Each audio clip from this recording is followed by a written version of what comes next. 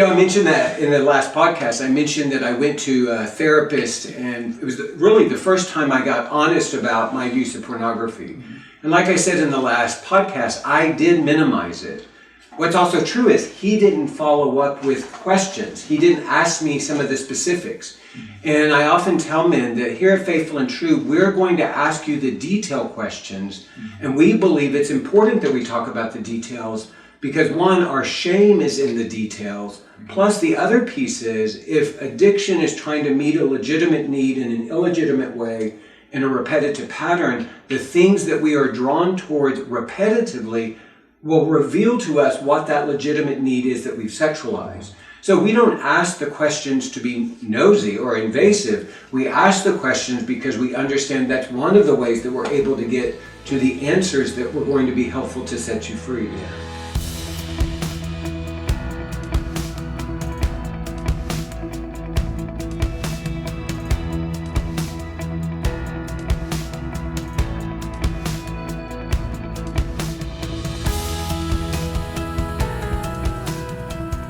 Welcome to the Faithful and True podcast. We are back for part 2 of a podcast that we began last week in which Dr. Greg Miller is talking with Jim Farm, Josh Boone, and Russ Smidt from the staff of men's counselors here at Faithful and True. They started the conversation on our last show by talking about what was helpful to them when they began their healing journey, and that evolved into what was not helpful as they were trying to make their way through their healing journey from sexual addiction. Here now is part 2 of the Faithful and True podcast. So again, we're continuing our conversation about what was helpful for men early in recovery, what was not helpful for men early in recovery. And again, I have Russ, who's a part of the Faithful and True team. He serves as a coach. He and Susie see couples as well as he works with men individually and leads groups. Josh is also with us. He's a pastoral counselor and he works with individual men as well as lead group. And one of the things to be aware of is we do groups here locally in Eden Prairie as well as lead groups using technology. So men from around the country and at times the world are able to participate. And then we have Jim, our clinical director. Jim is a CSAT and he also works with couples, individuals, and then works with men in community. So we're very glad that y'all are here to continue our conversation. And if you're just joining us, we left off at our last podcast beginning the conversation of what does it look like to find good help. A lot of the things when I was asking men what was helpful was, what wasn't helpful in getting ready for this podcast. One of the resounding themes was getting good help early was something that they wish they had done differently. And so for some men, they kind of have to wander in the wilderness of help in order to find some things that will be beneficial. So let's just open it up. What have you heard or what did you experience? What are some of the indicators that the help being offered might not be that helpful? I think one of the things I hear is no one ever asked them about their sexuality. Okay. Never asked them. They'll say, no one's ever asked me the questions you ask me. Yeah, well, I always see that as an affirmation. Yeah. When a guy goes, nobody has ever asked me that before, I go, well, you're in the right place because you have an answer.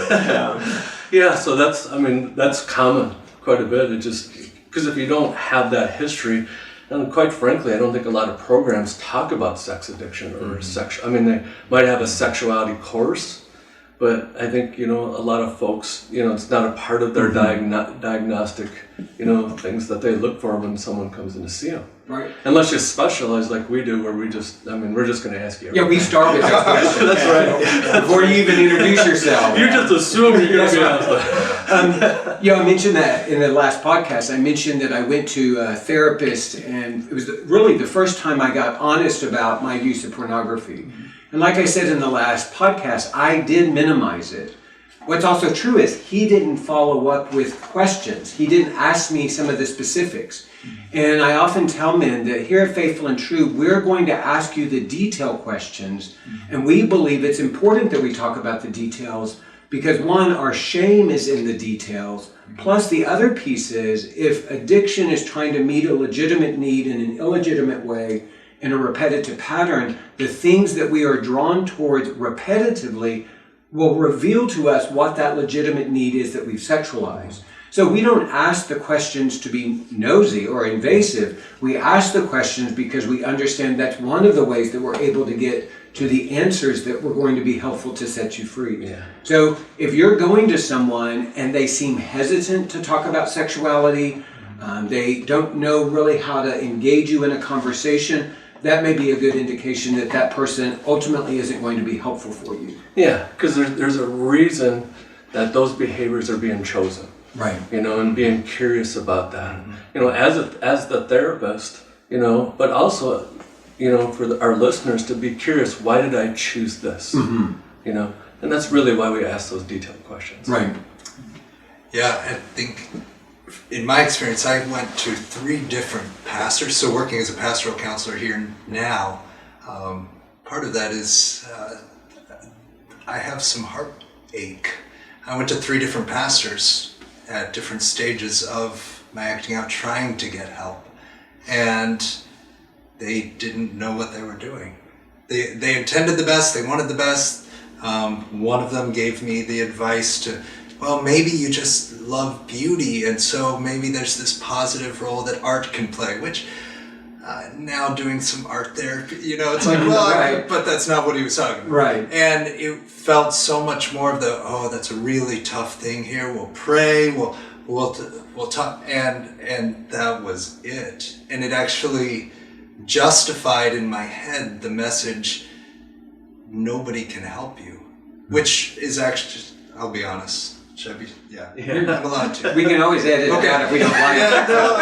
Well, for me, it was actually so that message that I can't get help, that I'm beyond help, was actually the other side of the coin that said, phew. Because this was before we had a crash and burn that was public that we had to address because God took the invitation and said, actually, I'm going to make it a public invitation just for you. And I wasn't ready. I loved my reputation more than I loved the idea of getting help. And so I have to own that was the other side of the same coin. One side of it said, I can't get help. But it was the exact same thinking that said, phew. Right. And so I don't go get the good help that I know I need because that might put my reputation at risk. Right. Well, and what may also be true is if we believe that we are hopeless, and I think that's one of the shame messages that a lot of men who show up at Faithful and True believe is, I am hopeless, I am beyond help. What can be true is, it's like having a terminal cancer diagnosis where they've told you there's nothing else that we can do for you, then you just surrender to that reality and just wait for the inevitable death. And so one of the things I would say about good help is in order for it to be good help, there must always be hope. That if anybody is telling you that there isn't a way forward, that there isn't transformation, I would say not only are they saying a lie about addiction, but they're also saying a lie about God. One of the things that I often remind men of is there is nothing that is too much for God. There is nothing beyond God's grace. And so therefore, if you are seeing someone or talking to someone and their message is you simply have to learn to live with this and you simply have to learn to accommodate it, that's not going to be very helpful because ultimately that's not very hopeful. Yeah, and I think there's that message that says, well, every man's battle. This is just part of being a man. And so you feel torn inside because a part of you wants that message to justify acting out, and a part of you just wants to be free. Right. And you get stuck in those, and when you're stuck in those places, that's a good indicator that you need to talk to somebody else who knows better, and you need to keep talking to somebody else and then until you find the help that you need. I think that's a general principle about any kind of help is that when you're meeting with somebody and you're leaving, you should be leaving with something, a plan of some kind, something that you have to do, because you're not going to get better meeting with somebody even once a week, right? An hour a week isn't going to help. So you need to be having somebody that's challenging you to work on things in between the times that you're meeting. I would say the other principle is you need to have somebody that's addressing things in a global way. So I do think it's important to have groups as part of the program, and I do think that the group shouldn't just be an educational group. I've heard a lot of men that have gone and they don't bring their own issues, they don't bring their own topics, they don't talk about their own challenges, they just go and they learn things, and I don't think that's enough either. Right. No, I often say you cannot learn your way into recovery, that I have to be present in order to be transformed. In fact, we talk about here at the workshop that it begins with a sense of safety, because if I'm safe enough, then I will be vulnerable enough so that I can be transformed enough. And then I hear that invitation to greater vulnerability. But if I'm going to a therapist or if I'm going to a group and I'm not expected or I'm not choosing to be vulnerable, then it makes sense that the transformation I'm experiencing is very limited. I think one of the practical things you just mentioned, Russ, that's helpful early on is actually having a plan. Right. You know, a practical plan. Can you talk a little bit about that? Well, yeah, I'm surprised at the number of times people will come in and they've been, trying to get sober, and I say, well, what's your plan? And they say, well, you mean other than trying to be sober? Right. I said, yeah, something beyond that. Or they might have a plan, but it's in their head. I said, do you have a written plan? No, I've never written it down. Well, if you haven't written it down, it's not really a plan. And if you haven't written it down, you have nothing to show your wife what your plan is. And that could take us off in another direction about how to develop a plan. But yeah, you need to have a plan to get sober. Yeah. One thing I would also say, I've heard a lot of men talk about going to a therapist, a good therapist, a therapist with a good reputation, and that therapist approach was more passive.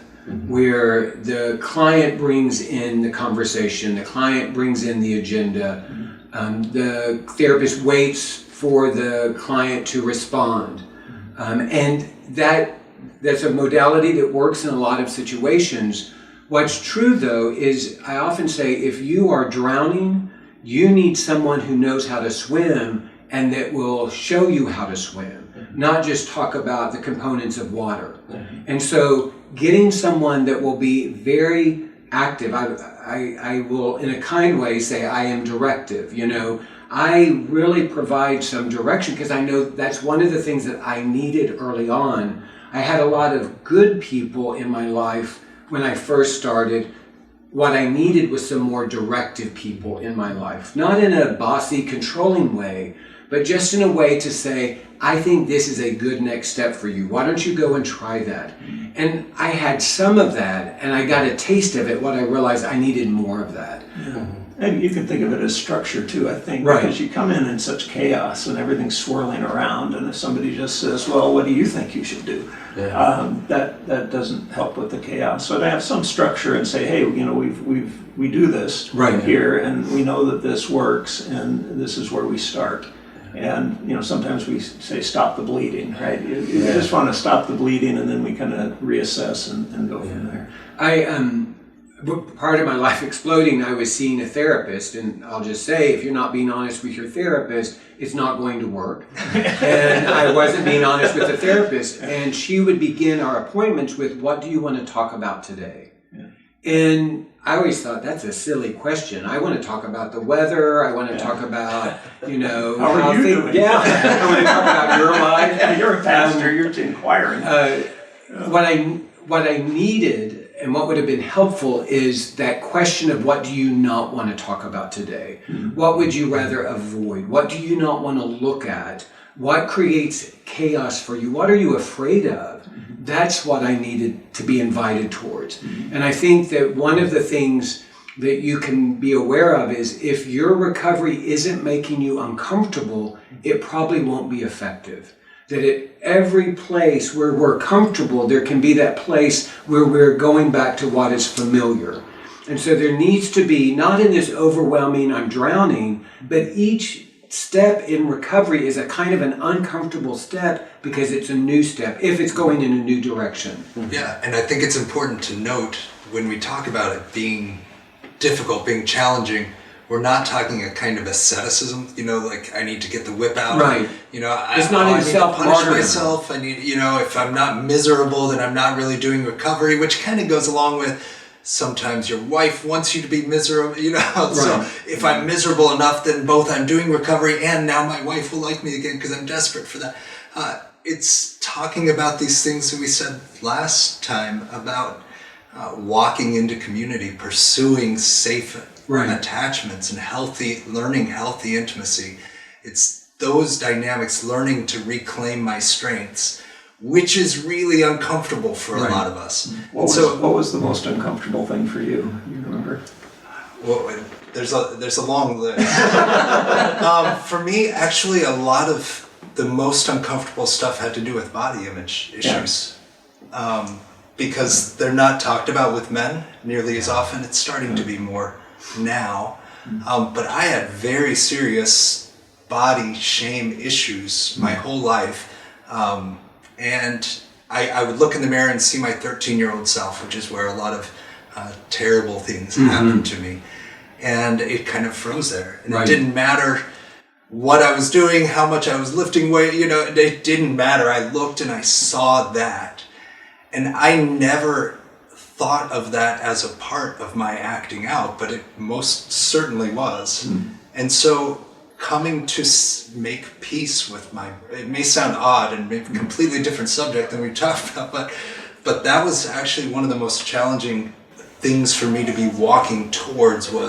I'm walking towards making peace with my body as a gift. Well, and let's just say you're preaching to the choir here, because my doctoral work was in embodiment theology. So I absolutely get that. In fact, that's one of the things that we talk about at the workshop is if I don't reconcile myself to the truth of who I am physically, and I don't understand how my self-perception of my body is influencing my acting out, I'll never completely get free. In fact, a while ago, Jim and I did a podcast on body dysmorphia specifically for men, because so much of what we hear about are some of the images and standards that women have, which is absolutely true.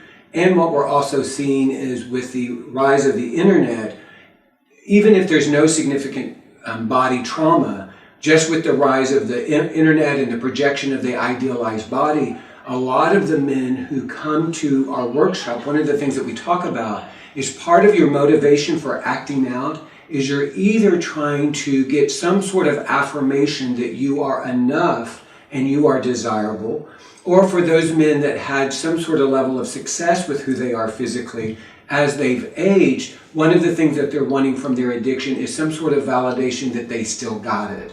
But if I don't understand my body shame, I'm not going to understand the way that it influences the way I act out and what I believe about myself. And again, if shame is a lie I believe about myself, it's also a lie I believe about God. I cannot believe a lie about creation without believing a lie about the Creator.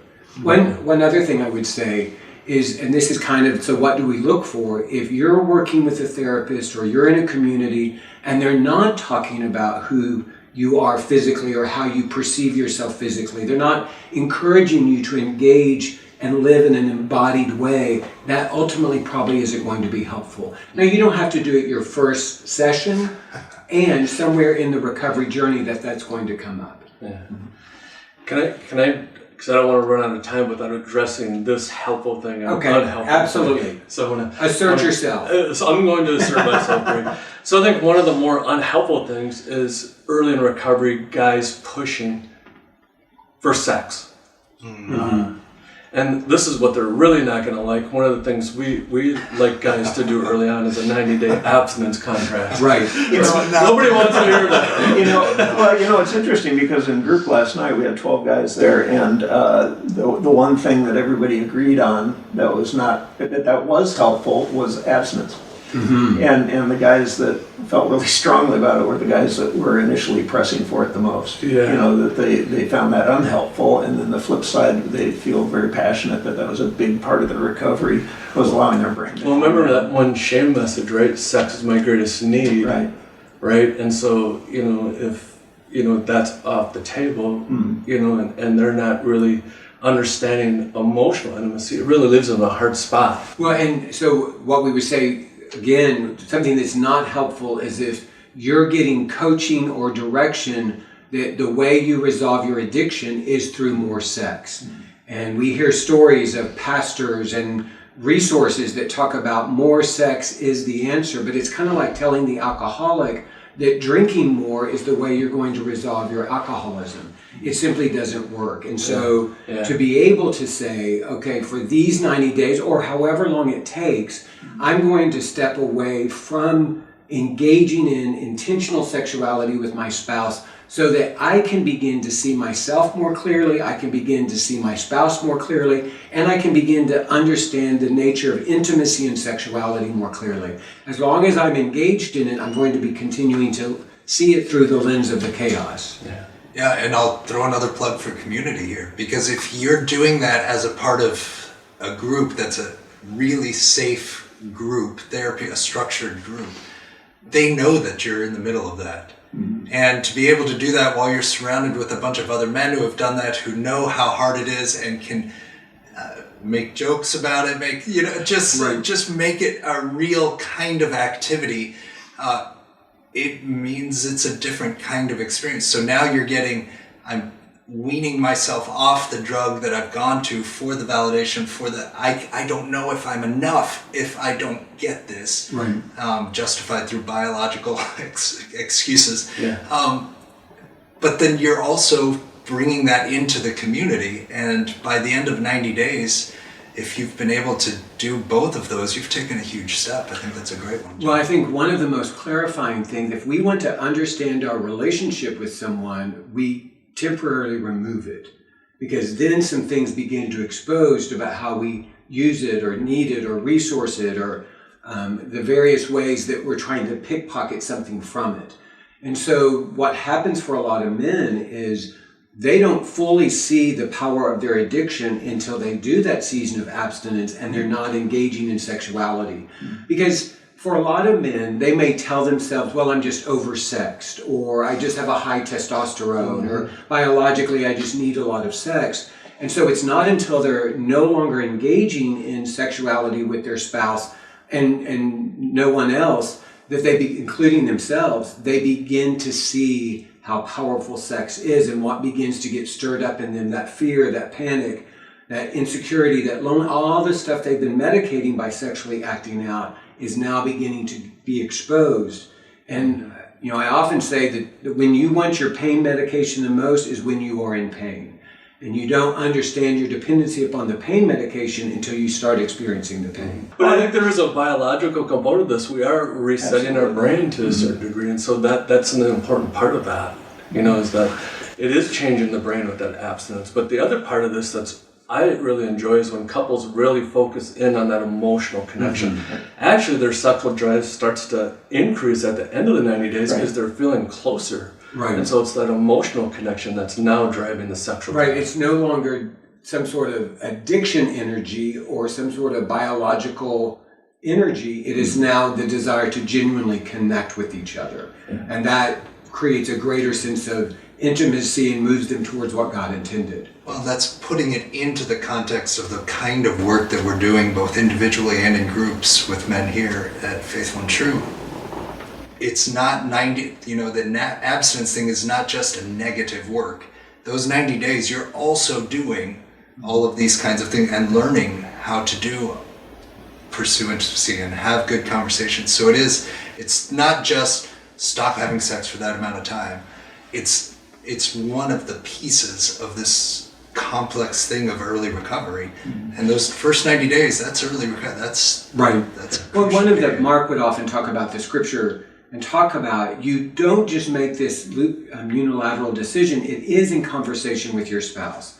Together you come to this agreement.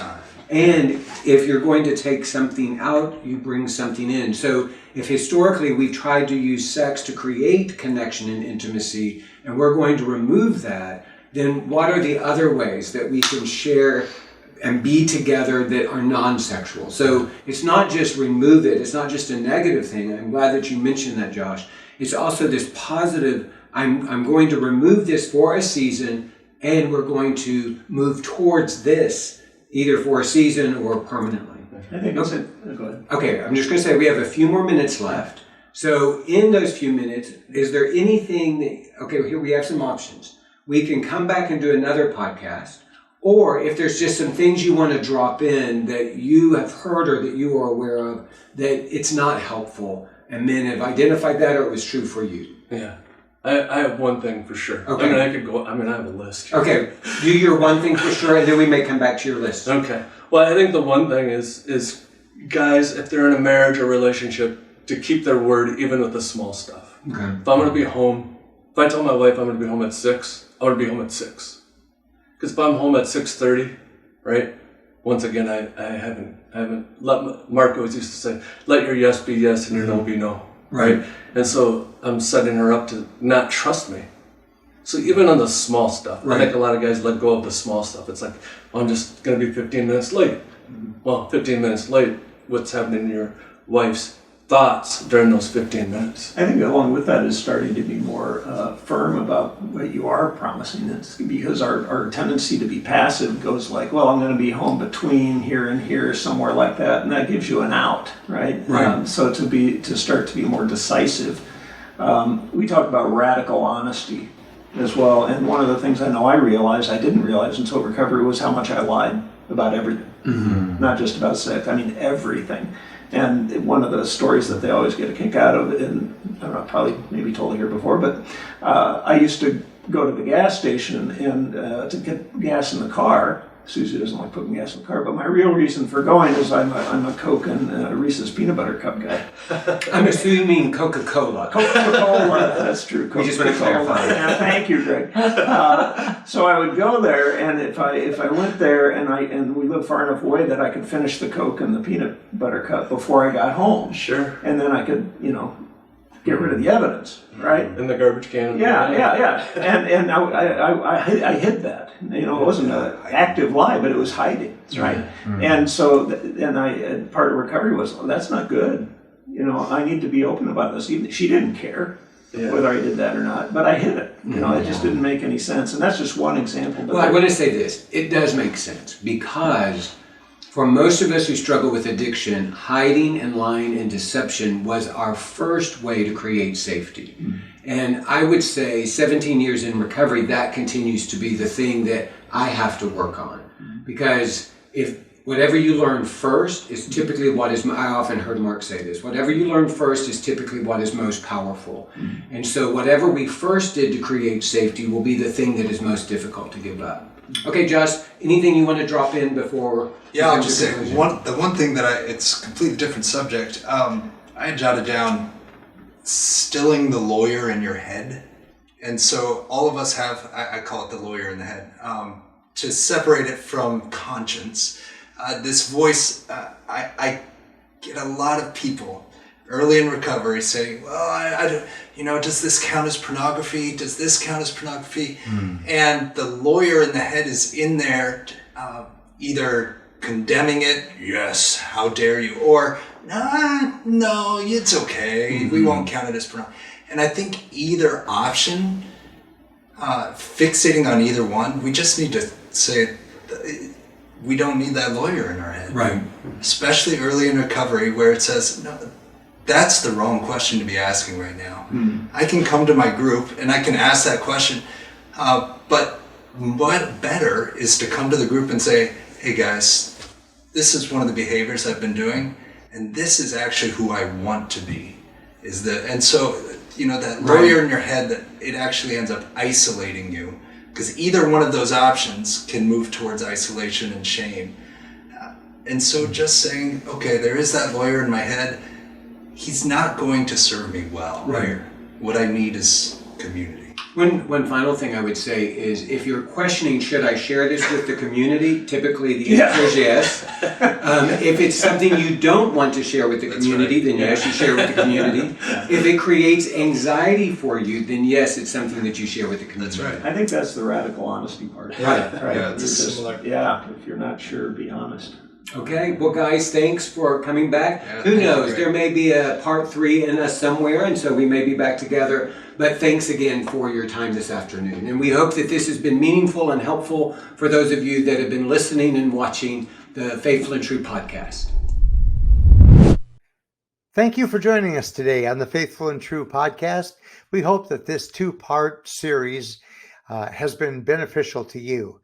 Dr. Greg Miller, Jim Farm, Russ Smidt, and Josh Moon, all from the staff here at Faithful and True, have shared some valuable experience with you on what was most helpful and what was not helpful when they first began their healing journey from sexual addiction. We hope that this has been compelling and helpful to you. We also invite you to visit faithfulandtrue.com, where you'll find many resources to help you. If you have identified a struggle that you're ready to finally address, we invite you to click on the workshops and click on the Men's Journey Workshop, in which you'll find lots of information about this 3-day event that we offer every month here at Faithful and True. We'd love to have you come and attend and jumpstart your healing journey today. Until then, we hope that this coming week will be a week that is filled with many blessings and with great vision.